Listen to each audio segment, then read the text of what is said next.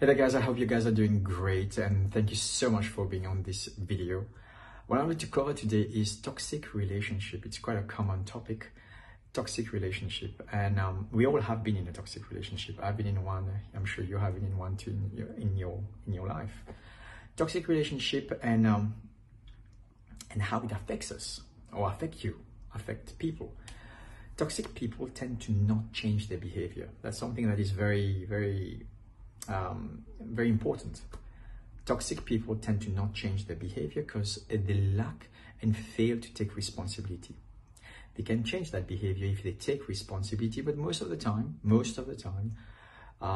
taking responsibility is not something that toxic people like to do.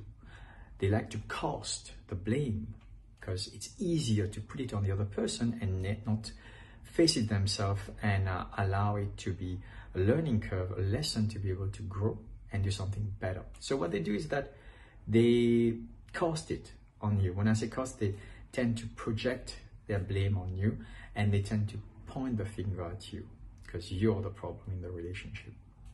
And more often than not, what happens is that they vary their target, which is down the track of blaming you for something maybe sometimes you have not done. So toxic people tend to have this mindset where they play the victim. When I say they play the victim, it's like, think of cause and effect. Cause is where you can change things. Effect is when things are already happening. It's there. So they tend to be in the effect stage where I'm a victim. It's disempowering. Being the effect side is disempowering because like what you're saying is that I have a victim mentality and poor me, and you blame everything around you. You blame like, you have not done this, you have not done whatever. So it's always like, you have not done, and because you have not done, this is why I'm here right now. So it's always about blaming. That's something that I have to actually be very transparent right now and very clear. We are human beings. We are not perfect. Sometimes we tend to blame people, but quickly we realize, okay, great. No. You know what? Someone that has a growth mindset, we're like, okay, great. This is not the big person's problem. It's something about me. Let me reflect back on what I need to work on myself. So you have that, the situation where you can get into that mindset of, oh, this is because of that person that I'm here. But most of the time, growth mindset people that can see the real perception of the problem, they can snap out of it and they're like, okay, great. You know what? It's not that their problem. It's actually something that I'm doing that is projecting that back. So they will take a step back and they will assess. They're like, okay, great. Let's not go there. Let's not go down to the victim mentality. Let's try to go to the cause mentality, which is pretty much the growth, mentality. That is very empowering. Cause is very empowering because you have control on what you can do, and it's a very strong place to be. Toxic people don't see cause as being somewhere they want to be because they feel comfortable being in the victim mentality. They love being there because they have something to gain. It is feeding their highest being. It's benefiting them. Always remember, it's benefiting them. Whatever has happened down, maybe it's a fear of something, but it's benefiting who they are at the moment. It may not be healthy, but it's still benefiting them. So toxic people will tend to have this victim mentality, which is a massive red flag. And what I will share with you is that always listen to what they say. The conversation, how they talk about other people is very important, because someone who is then in that victim mentality, a toxic person, will always blame other people. When you talk to them, they'll always blame John, blame Jack, blame Kate, blame everyone, but except themselves, because they can't take responsibility. And it is a matter of time. It is a matter of time for you to be on the blame list. It is a matter of time. That's when you know that you're dealing with a toxic person, because they will always find a way to blame you.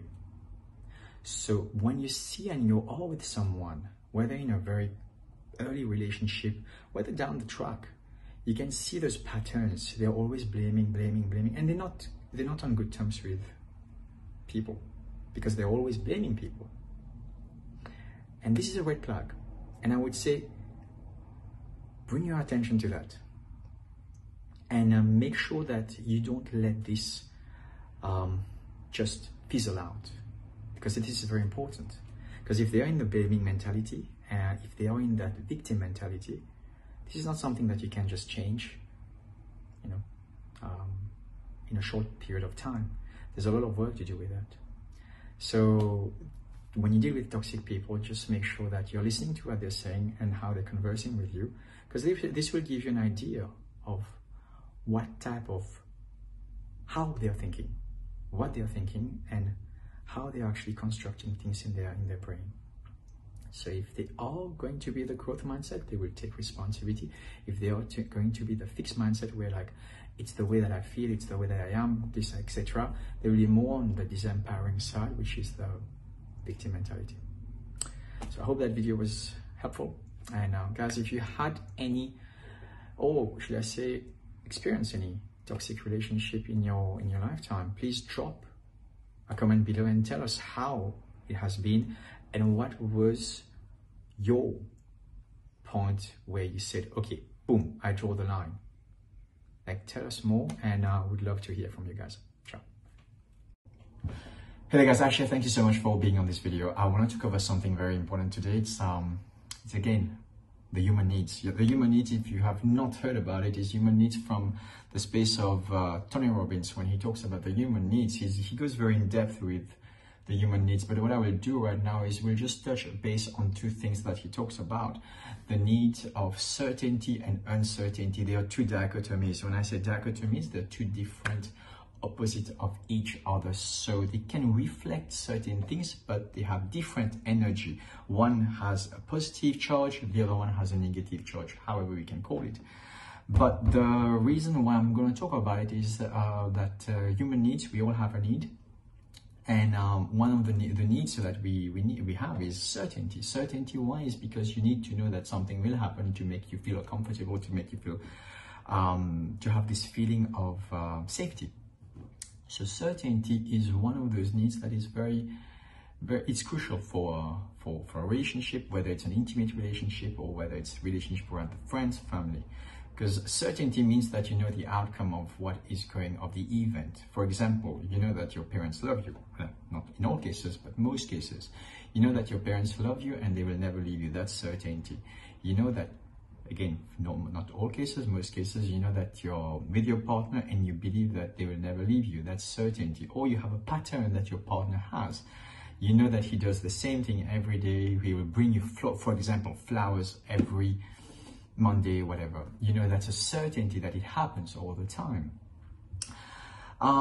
Everyone needs that. Everyone needs certainty, just to make sure we can feel comfortable, we can feel safe. However, certainty does create boredom, because it's a routine. You get used to it. Just imagine you go doing the same thing every day of your life. You do the same thing. It gets to a point that repetition creates boredom, which is totally normal. And that's sometimes what happens in relationship. And why we have the opposite of it, uncertainty. Uncertainty is when you don't know about the outcome, so it becomes a little bit exciting. It becomes a little bit more like the unknown, which is sometimes can be exciting, not all the time, sometimes. What that other reflection dichotomy does is it creates excitement, it creates passion, it creates the fact that you're like, oh, I don't know what the outcome will be, but hey, this is exciting. I want to go on an adventure.